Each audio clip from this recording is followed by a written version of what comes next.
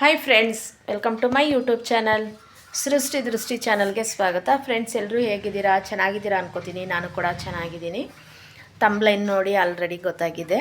ಅದ್ರ ಬಗ್ಗೆನೇ ವಿಷಯನ ಮಾತಾಡೋಣ ಅಂದ್ಕೊಂಡಿದ್ದೀನಿ. ನಿಮಗೆ ನನ್ನ ವಿಡಿಯೋ ಇಷ್ಟ ಆದರೆ ಅತಿ ಹೆಚ್ಚು ಶೇರ್ ಮಾಡಿ, ಕಮೆಂಟ್ ಮಾಡಿ, ಲೈಕ್ ಕೊಡಿ, ಸಪೋರ್ಟ್ ಮಾಡಿ. ಯಾರು ವಿಡಿಯೋ ನೋಡಿದವರು ಲೈಕ್ ಮಾಡ್ತಾಯಿಲ್ಲ, ಶೇರ್ ಮಾಡ್ತಾಯಿಲ್ಲ, ಕಮೆಂಟ್ ಮಾಡ್ತಾಯಿಲ್ಲ. ಪ್ಲೀಸ್ ಆ ರೀತಿ ಮಾಡಬೇಡಿ. ಶೇರ್ ಮಾಡಿ, ಕಮೆಂಟ್ ಮಾಡಿ, ಲೈಕ್ ಕೊಡಿ, ಸಪೋರ್ಟ್ ಮಾಡಿ. ನಿಮ್ಮ ಒಂದು ಲೈಕಿಂದ, ಒಂದು ಕಮೆಂಟ್ನಿಂದ ನಮ್ಮ ಮುಂದಿನ ವೀಡಿಯೋಗೆ ಒಂದು ಪ್ರೋತ್ಸಾಹ ಕೊಟ್ಟಂಗಾಗುತ್ತೆ. ದಯವಿಟ್ಟು ವಿಡಿಯೋ ನೋಡೋರು ಪ್ರತಿಯೊಬ್ಬರು ಕೂಡ ನನಗೆ ಸಬ್ಸ್ಕ್ರೈಬ್ ಮಾಡಿಕೊಂಡು, ಹೊಸೊಬ್ಬರಾದ್ರೆ ಸಬ್ಸ್ಕ್ರೈಬ್ ಮಾಡ್ಕೊಂಡು ನೋಡಿ. ಹಾಗೆ ಸಬ್ಸ್ಕ್ರೈಬ್ ಆಗಿರೋರು ವಿಡಿಯೋಗೆ ಕಮೆಂಟ್ ಮಾಡಿ, ಲೈಕ್ ಕೊಟ್ಟು ಸಪೋರ್ಟ್ ಕೊಡಿ ಅಂತ ಕೇಳ್ತಾ ನನ್ನ ಮಾತನ್ನು ಶುರು ಮಾಡ್ತಾಯಿದ್ದೀನಿ. ಆಲ್ರೆಡಿ ನಿಮಗೆ ತಮ್ಲೈನ್ ನೋಡಿ ಗೊತ್ತಾಗಿದೆ. ಹೌದು, ಅದ್ರ ಬಗ್ಗೆನೇ ವಿಷಯನ ಮಾತಾಡ್ತೀನಿ ನಾನು. ತುಂಬ ಜನ ಈ ಥರ ಅನುಭವಗಳನ್ನ ಆಗಿರುತ್ತೆ. ತುಂಬ ಜನಕ್ಕೆ ಒಂದು ನೋವು ಅನ್ನೋದು ಇರುತ್ತೆ, ಅದು ಯಾರ ಕೈಲೂ ಹೇಳ್ಕೊಳಕ್ಕಾಗ್ತಾ ಇರೋದಿಲ್ಲ. ಈ ಥರ ಸಿಚುವೇಶನ್ ಎಲ್ಲ ಇರುತ್ತೆ. ಅದು ಹೇಗಾಗುತ್ತೆ ಏನು ಅಂತ ಕೂಡ ನಾನು ನಿಮ್ಮ ಜೊತೆಲಿ ಶೇರ್ ಮಾಡ್ಕೊತೀನಿ. ಇದು ನನ್ನ ಒಂದು ಅನುಭವದ ಮಾತುಗಳು. ಹಾಗೆ ನಾನೇ ಅಲ್ಲ ಯಾವ ರೀತಿ ಪರಿಹಾರ ಮಾಡಿಕೊಂಡೆ ಈ ಮಾಟ ಮಂತ್ರದಲ್ಲಿ ಅನ್ನೋದನ್ನು ನಿಮ್ಮ ಜೊತೆ ಶೇರ್ ಮಾಡ್ಕೋತಾ ಇದ್ದೀನಿ. ದಯವಿಟ್ಟು ಪೂರ್ತಿ ವಿಡಿಯೋನ ನೋಡಿ ಸಪೋರ್ಟ್ ಮಾಡಿ. ಇದು ಯಾರಿಗಾದ್ರೂ ಹೆಲ್ಪ್ ಆಗುತ್ತೆ ಅಂದರೆ ವಿಡಿಯೋನ ಶೇರ್ ಮಾಡಿ ಅಂತ ಹೇಳ್ತೀನಿ. ನನಗೆ ತುಂಬ ಒಂಥರ ಹೇಳ್ಕೊಳಕ್ಕಾಗದೇ ಇರೋ ಅಂಥಷ್ಟು ಸಿಚುವೇಶನ್ ಇತ್ತು. ತುಂಬಾ ಹೇಳ್ಕೊಳಕ್ಕಾಗದೇ ಇರೋ ಅಂಥ ಸಿಚುವೇಶನ್ಗಳನ್ನೆಲ್ಲ ನಾನು ಫೇಸ್ ಮಾಡಿದ್ದೀನಿ. ಹಾಗಾಗಿ ಇದು ತುಂಬ ಜನಕ್ಕೆ ಹೆಲ್ಪ್ ಆಗುತ್ತೆ ಅಂತ ಈ ವಿಡಿಯೋನ ಮಾಡ್ತಾಯಿದ್ದೀನಿ.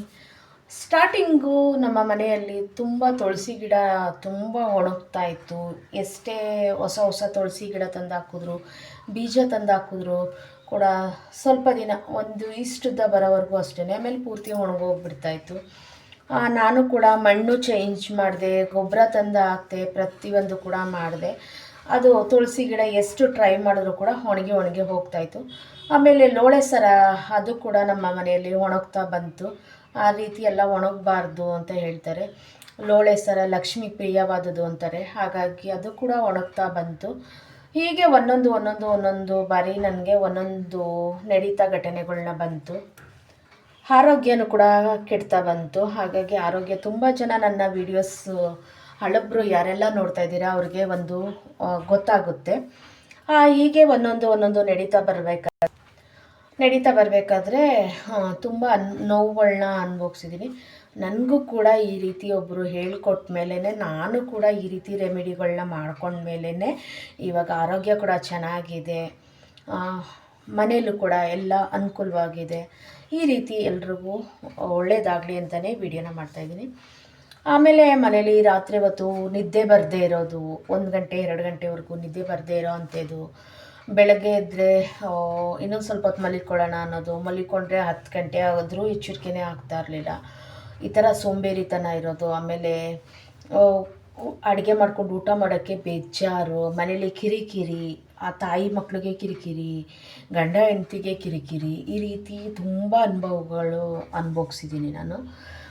ಇಷ್ಟೆಲ್ಲ ಕಷ್ಟನ ನಾನು ತಡ್ಕೊಂಡು ಬಂದಮೇಲೆ, ಈಗ ಒಬ್ಬರು ಹೇಳ್ಕೊಟ್ಮೇಲೆ ನಾನು ಮನೇಲಿ ಮಾಡ್ಕೊಂಡು ಹೋಗೋಕ್ಕೆ ಶುರು ಮಾಡಿದೆ.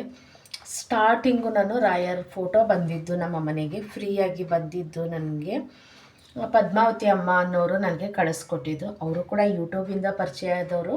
ಯೂಟ್ಯೂಬಿಂದ ನನಗೆ ಗ್ರಂಥ, ಫೋಟೋ ಒಂದು 10 ಐಟಮ್ನ ಕಳಿಸಿದ್ರು. ಒಂದು ದೊಡ್ಡ ಫೋಟೋ, ಒಂದು ಚಿಕ್ಕ ಫೋಟೋ, ಒಂದು ಗ್ರಂಥ, ಒಂದು ಬುಕ್ಸು, ಬರೆಯೋ ಬುಕ್ಸು, ಪ್ರತಿಯೊಂದು ಪ್ರಸಾದ ಎಲ್ಲ ಕೂಡ ಕಳಿಸ್ಕೊಟ್ರು. ಅಕ್ಷತೆ, ಪ್ರಸಾದ ಪ್ರತಿಯೊಂದು ಕಳಿಸ್ಕೊಟ್ರು. ಫಸ್ಟ್ ಸ್ಟಾರ್ಟಿಂಗಲ್ಲಿ ನಾನು ಈ ರೀತಿ ನನಗೆ ಆಗ್ತಾಯಿದೆ ಅಂತ ಹೇಳಿ ಜೂನ್ದಲ್ಲಿ ಅಂತ ಹೇಳ್ಕೊಂಡಾಗ ಅವ್ರು ನನಗೆ ಕಳಿಸ್ಕೊಟ್ರು. ಅವರು ಕಳಿಸ್ಕೊಟ್ಟ ಮೇಲೆ ನಾನು ಪೂಜೆನ ಮಾಡ್ಕೊಂಡು ಬಂದೆ. ಹಾಗೆ ಇನ್ನೊಬ್ಬರು ಗುರುಗಳಾಗಿ ಸಿಕ್ಕಿದ್ರು. ಅವರು ಕೂಡ ಹೇಳಿದ್ರು ಮನೆಯಲ್ಲಿ ಯಾವ ರೀತಿ ಎಲ್ಲ ಚೇಂಜಸ್ ಮಾಡ್ಕೊಬೇಕು ಅಂತ ಹೇಳ್ಕೊಟ್ರು. ಬೆಳಗ್ಗೆ ಬೇಗ ಎದ್ದೇಳಬೇಕು, ಅಲಾರಮ್ ಕೊಟ್ಟಿಟ್ಕೊಂಡು ಬೇಗ ಎದ್ದು ಬೇಗ ಕಸ ಹೊಡೆದು ಮನೆ ಬಾಗಿಲದು ಹೊಸ್ಲಿಗೆ ಪ್ರತಿನಿತ್ಯ ಅರಿಶಿನ ಕುಂಕುಮ ಇಟ್ಕೊಂಬರಬೇಕು. ಮನೆಯಲ್ಲಿ ಪ್ರತಿನಿತ್ಯ ಮನೇನ ಕ್ಲೀನ್ ಮಾಡ್ಕೊಬೇಕು. ಮನೇಲಿ ಜೇಡ ಕಟ್ಟಬಾರ್ದು. ಮನೇಲಿ ಎಲ್ಲಂದರಲ್ಲಿ ಅಡುಗೆ ಮನೆಯಲ್ಲಿ ಪಾತ್ರೆಗಳು ಎಲ್ಲಂದರಲ್ಲಿ ಇಡಬಾರ್ದು. ನೀಟ್ ಇಟ್ಕೊಬೇಕು. ಅಡುಗೆ ಮನೆ ಅಂದರೆ ಒಂದು ಕನ್ನಡಿ ಥರ ಇರಬೇಕು. ಮತ್ತು ಹಾಸಿಗೆ ಮೇಲೆ ಕುತ್ಕೊಂಡು ಊಟ ಮಾಡಬಾರ್ದು. ಈ ರೀತಿ ಎಲ್ಲ ಒಂದೊಂದನ್ನು ನನಗೆ ತಿಳಿಸ್ಕೊಟ್ರು. ನಾನು ಕೂಡ ಅದೇ ರೀತಿಯೇ ನಡ್ಕೊಂಡು ಬಂದಮೇಲೆ ನನಗೆ ಒಂದೊಂದು ಒಳ್ಳೆಯದಾಗ್ತಾ ಬಂತು. ಏನು ರೆಮಿಡಿ ಮಾಡಿಕೊಂಡೆ ಅಂದರೆ, ನಾನು ಒಂದು ಮನೆ ದೇವ್ರ ವಾರದ ದಿನ, ನಮ್ಮ ಮನೆ ದೇವರು ವೆಂಕಟರಮಣ ಸ್ವಾಮಿ, ಶನಿವಾರದ ದಿನ ನಾನು ಇದನ್ನು ಮಾಡಿಕೊಂಡೆ. ಶನಿವಾರ ದಿನ ಏನು ಮಾಡಿಕೊಂಡೆ ಅಂತಂದರೆ, ನಾನು ಮನೇನ ಕ್ಲೀನ್ ಮಾಡುವಾಗ ಉಪ್ಪು, ಅರಿಶಿಣ, ಗಂಜಲನ 1 ತಿಂಗಳಲ್ಲಿ ಒಂದೇ ಬಾರಿ ಹಾಕಬೇಕು. ಪ್ರತಿನಿತ್ಯ ಹಾಕಿ ಅದನ್ನು ತುಣಿಬಾರ್ದು. ಇದು ಎಲ್ಲ ಲಕ್ಷ್ಮಿಗೆ ಸಮಾನಪಟ್ಟಿದ್ದು. ಉಪ್ಪು ಲಕ್ಷ್ಮಿಗೆ ಸಮಾನಪಟ್ಟಿದ್ದು, ಉಪ್ಪನ್ನು ತುಣಿಬಾರ್ದು. ಅರಿಶಿಣ ಲಕ್ಷ್ಮಿಗೆ ಸಂಬಂಧಪಟ್ಟಿದ್ದು, ಲಕ್ಷ್ಮಿಗೆ ಪ್ರಿಯವಾದದ್ದು. ಗಂಜಲ ಇದನ್ನು ಅಷ್ಟೇ, ಇದಿಷ್ಟನ್ನು ತುಣಿಬಾರ್ದು. ಇದನ್ನು ಹಾಕಿ ಮನೇಲಿ ನೀರಿಗೆ, ಮನೆ ಒರೆಸೋ ನೀರಿಗೆ ಹಾಕಿ ಒಂದು ಸತಿ ಮನೆ ಒರೆಸ್ಕೊಂಡು ಬರ್ತಾಯಿದೆ. ಅದನ್ನು ಹೊರಗಡೆ ಚೆಲ್ಬಿಟ್ಟು ಒಂದು ಗಿಡಕ್ಕೋ ಎಲ್ಲಾದರೂ ಹಾಕಿಬಿಟ್ಟು ನಂತರ ಹೊಸ ಒಂದು ಬಕೆಟ್ ನೀರು ತೊಗೊಂಡು ಮನೇನ ಸ್ವಚ್ಛ ಮಾಡ್ಕೊಂಡು ಬರ್ತಾಯಿದ್ದೆ. ಮತ್ತು ಪ್ರತಿ ಶುಕ್ರವಾರ ಅರಿಶಿಣ, ಒಂದು ಸಣ್ಣ ಕಲ್ಲುಪ್ಪು, ಲವಂಗ, ಏಲಕ್ಕಿ, ಪಚ್ಚಕರ್ಪೂರ ಇದಿಷ್ಟನ್ನು ಹಾಕಿ ಎಲ್ಲ ಪೌಡ್ರ್ ಮಾಡಿ ಇಟ್ಕೊಂಡು ಗಂಜಲ ಸ್ನಾನದ ನೀರಿಗೆ ಹಾಕ್ಕೊಂಡು ಸ್ನಾನ ಮಾಡ್ಕೊಂಡು ಬರೋ ಅಂಥದ್ದು. ಬೆಳಗ್ಗೆ ಎದ್ದು ಸುಪ್ರಭಾತ ಕೇಳೋ ಅಂಥದ್ದು, ಲಲಿತಾ ಸಹಸ್ರನಾಮ ಕೇಳೋ ಅಂಥದ್ದು, ಈ ರೀತಿಯೆಲ್ಲ ಮಾಡ್ಕೊಂಡು ಬಂದೆ ನಾನು. ಮಾಡ್ಕೊಂಡು ಬರ್ತಾ ಒಂದಲ್ಲ ಒಂದು ಕೆಲಸಗಳು ನನಗೆ ಒಳ್ಳೆಯದಾಗೋಕ್ಕೆ ಶುರುವಾಯಿತು. ಮತ್ತು ತುಳಸಿ ಗಿಡನೂ ಕೂಡ ನಮ್ಮ ಮನೆಯಲ್ಲಿ ಚಿಗುರೋಕ್ಕೆ, ಒಣಗೋಗಿರೋ ಕಡ್ಡಿನೇ ನಾನು ಚಿಗುರೋಕ್ಕೆ ಸ್ಟಾರ್ಟ್ ಆಯಿತು. ಇವಾಗ ಅದು ಎಲ್ಲ ಕಡ್ಡಿ ಥರ ಇರೋದು ಈಗ ಎಲೆ ತುಂಬ್ಕೊಂಡು ಬಂದಿದೆ. ಲೋಳೆ ಗಿಡನೂ ಅಷ್ಟೇ ಚೆನ್ನಾಗಿ ಬಿಡೋಕ್ಕೆ ಸ್ಟಾರ್ಟ್ ಆಯಿತು. ಆಮೇಲೆ ಬ್ರಹ್ಮಕಮಲ ಅರಳಿತು ಮನೆಯಲ್ಲಿ, ಅದು ಒಂದು ಶುಭ ಸೂಚನೆ ಅಂತಾರೆ. ಹೀಗೆ ಒಂದೊಂದೇ ಆಗ್ತಾ ಬಂತು. ನಾವು ಮಾಟ ಮಂತ್ರ ಮಾಡಿದವರು ನಮಗೆ 4 ದಿನ ಕಷ್ಟ ಕೊಡ್ಬೋದು. ಅದನ್ನು ಮಾಡಿ ಆ ಪ್ರತಿಫಲನ ಅವರು ಸ್ವಲ್ಪ ಲೇಟಾಗಿ ತಗೋತಾರೆ. ಅವರು ಕೂಡ ಅನುಭವಿಸ್ತಾರೆ. ಅವ್ರಿಗೂ ಕೂಡ ಅದು ಒಳ್ಳೇದಾಗಲ್ಲ, ಅವ್ರಿಗೆ ಕೆಟ್ಟದ್ದೇ ಆಗೋದು ಅವ್ರಿಗೆ. ಅದಕ್ಕೆ ನಾವೇನು ಮಾಡಬೇಕು, ನಮಗೆ ಮಾಡಿದವ್ರು ಚೆನ್ನಾಗಿರಲಿ ಅಂತ ಅರ್ಸೋಣ, ದೇವರಿದನ ಮೇಲೆ ಕಾಯೋನು ಅಂತ ಹೇಳಿ ನನ್ನ ಮನಸ್ಸಲ್ಲಿ ಯಾವತ್ತೂ ಕೆಟ್ಟದನ್ನು ಮಾಡಬೇಕು ಅಂತಾಗಲಿ ಯಾವುದೇ ನಾನು ಮಾಡಿಲ್ಲ. ಯಾವುದೇ ದೇವ್ರಿಗೆ ಹೋದ್ರೂ ಕೂಡ ಅಷ್ಟೇ, ಅಪ್ಪ ತಂದೆ ಎಲ್ರಿಗೂ ಒಳ್ಳೇದು ಮಾಡಪ್ಪ ಭಗವಂತ, ತಾಯಿ, ನಮ್ಮಮ್ಮ ಅಂತ ನಾವು ಕೇಳ್ಕೊತಿದ್ದಿದ್ದು. ಅಷ್ಟು ಬಿಟ್ಟರೆ ಬೇರೆ ನಾನು ಯಾವತ್ತೂ ಒಬ್ರಿಗೆ ಅನ್ಯಾಯ ಆಗೋ ರೀತಿಲಿ ಕೇಡು ವಹಿಸ್ತೋಳಲ್ಲ. ಹೀಗೆ ಒಂದೊಂದನ್ನ ಶುರು ಮಾಡ್ಕೊಂಡು ಬಂದಮೇಲೆ ಆಮೇಲೆ ತುಪ್ಪದ ದೀಪ ಹಚ್ಚೋದು ಮನೆಯಲ್ಲಿ. ಮನೆ ದೇವ್ರ ವಾರದ ದಿನ ತುಪ್ಪದ ದೀಪ ಹಚ್ಚೋದು, ತುಳಸಿ ಮಾಲೆನ ದೇವಸ್ಥಾನಕ್ಕೆ ಕೊಡೋದು, ನರಸಿಂಹಸ್ವಾಮಿಗೆ ಕೊಡೋ ಅಂಥದ್ದು ದೇವಸ್ಥಾನದಲ್ಲಿ ಮಂಗಳವಾರ ಕೊಡೋ ಅಂಥದ್ದು. ಮತ್ತು ಶನಿವಾರದ ದಿನ ಆಂಜನೇಯನಿಗೆ ವಿಳ್ಯದೆಲೆ ಹಾರ ಹಾಕಬೇಕು. ಮತ್ತು ನಾವು ವಿಳ್ಯದೆಲೆ ಹಾರ ಹಾಕ್ಕೊಂಡ್ರೂ ಕೂಡ ನಮ್ಮ ದೋಷಗಳು ಕಳ್ಕೊಂಡು ಬರುತ್ತೆ. ಹಾಗಾಗಿ ಒಳ್ಳೆಯ ದಿನಗಳು ಸ್ಟಾರ್ಟ್ ಆಗುತ್ತೆ. ತುಳಸಿ ಮಾಲೆ ಕೊಡೋ ಅಂಥದ್ದು ಆಂಜನೇಯನಿಗೆ, ಮತ್ತು ವಿಳ್ಯದೆಲೆನ ಕೊಡೋ ಅಂಥದ್ದು, ವಿಳ್ಯದೆಲೆಯಿಂದ ಅರ್ಚನೆ ಮಾಡಿಸೋ ಅಂಥದ್ದು, ಜೇನುತುಪ್ಪ ಕೊಡೋ ಅಂಥದ್ದಾಗಿರ್ಬೋದು. ಅಭಿಷೇಕಕ್ಕೆ ಶನಿವಾರ ದಿನ, ಪ್ರತಿ ಶನಿವಾರ ದಿನ ಅಭಿಷೇಕ ನಡೀತಾನೆ ಇರುತ್ತೆ ಎಲ್ಲ ದೇವಸ್ಥಾನ, ಆಂಜನೇಯನ ದೇವಸ್ಥಾನದಲ್ಲಿ ಅಭಿಷೇಕಕ್ಕೆ ಕೊಡೋದಾಗಿರ್ಬೋದು. ಈ ರೀತಿ ಎಲ್ಲ ನಾನು ಮಾಡ್ಕೊಂಡು ಬಂದೆ. ಆಗ ಒಂದಲ್ಲ ಒಂದು ಒಳ್ಳೇದು ಆಗ್ತಾ ಬಂತು ನನಗೂ ಕೂಡ. ಇವಾಗ ಆರೋಗ್ಯ ಸ್ಥಿತಿನೂ ಸರಿಯಾಗಿದೆ. ಮೊದಲು ಒಂದು ದಿನ ಚೆನ್ನಾಗಿದೆ, ನಾಳೆಗೆ ತಲೆನೋವು ಏನೇನೋ ನನ್ನ ಮೈಯಲ್ಲಿ ಒಂದೊಂದೇ ಹುಷಾರು ತಪ್ಪೋ ಅಂಥದ್ದಾಗಿರ್ಬೋದು, ಈ ಥರ ಆಗ್ತಾನೆ ಇತ್ತು. ನಾನು ಈ ರೀತಿ ಮಾಡ್ಕೊಂಡು ಬಂದಮೇಲೆ ನನಗೆ ತುಂಬಾ ಒಳ್ಳೆಯದಾಗಿದೆ. ಮತ್ತು ಬೇಡದೇ ಇರೋ ಪದಾರ್ಥ ಕೂಡ ನನ್ನ ಮನೇಲಿ ಸಿಕ್ತು. ಅದನ್ನು ಹೊರಗಡೆ ತೊಗೊಂಡೋಗಿ ಸುಟ್ಟು ಹಾಕ್ತೆ ನಾನು. ಹೀಗೆ ಈ ಥರ ಎಲ್ಲ ಮಾಡ್ಕೊಂಡು ಬಂದಮೇಲೆ ಅದು ನಮ್ಮ ಕಣ್ಣೆದುರಿಗೆ ಬರುತ್ತೆ. ಇದು ಯಾರೂ ಮಾಡೋದಲ್ಲ, ನಮ್ಮ ಸುತ್ತಮುತ್ತ ಇರೋರೆ, ನಮ್ಮವರೇ ಆಗಿರ್ತಾರೆ, ಅಂಥವರೇ ನಮಗೆ ಮಾಡೋಕ್ಕೆ ಸಾಧ್ಯ. ಯಾರು ಹೊರಗಡೆಯವ್ರು ಬರಲ್ಲ ಮಾಡೋದಕ್ಕೆ. ನಮ್ಮನ್ನು ಕಂಡ್ರೆ ಆಗದೇ ಇರೋ ಅಂಥವ್ರು, ಏನೋ ಬೆಳೆದು ಬಿಡ್ತಾಳೆ ಅಂತ ಅನ್ಸೋರು, ಅಸೂಯೆ ಪಡೋ ಅಂಥವ್ರು, ಇಂಥವ್ರು ಇರ್ತಾರಲ್ಲ, ಇಂಥವರೇ ಮಾಡೋಕ್ಕೆ ಸಾಧ್ಯ. ಯಾರು ನಮ್ಮನ್ನ ಹೊರಗಡೆಯವ್ರು ಮಾಡೋಕ್ಕೆ ಬರಲ್ಲ.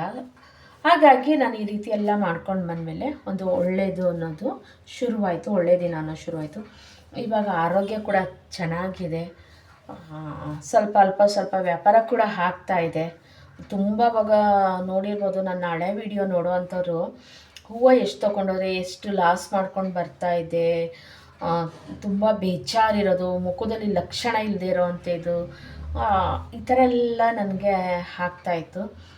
ಇವಾಗ ಹೇಳ್ತಾರೆ, ಇವಾಗ ಸ್ವಲ್ಪ ಮುಖದಲ್ಲಿ ಲಕ್ಷಣ ಇದೆ, ನಗುಮುಖ ಇದೆ, ಇವಾಗ ತುಂಬ ಚೆನ್ನಾಗಿ ಕಾಣಿಸ್ತೀರಾ, ಹಾಗೆ ಹೀಗೆ ಅಂತ ಎಲ್ಲ ಹೇಳಿ. ಆವಾಗ ನಿಜವಾಗ್ಲೂ ಒಬ್ಬೊಬ್ಬರು ಮುಖ ನೋಡೋದಕ್ಕೂ ಕೂಡ ನನ್ನನ್ನು ಅಸಹ್ಯ ಪಟ್ಕೊಂಡಿದ್ದಾರೆ. ಅಷ್ಟು ಮುಖ ಕೂಡ ಒಂಥರ ಕಪ್ಪುಗಾಗೋದು, ಲಕ್ಷಣ ಇಲ್ಲ. ಎಷ್ಟು ನಾನು ರೆಡಿ ಆದರೂ ಕೂಡ ನನಗೆ ಅನಿಸೋದು ಒಂದೊಂದು ಬಾರಿ, ನನಗೆ ಯಾಕೆ ಈ ರೀತಿ ಆಗ್ತಿದೆ ಅಂತ ಅನಿಸೋದು.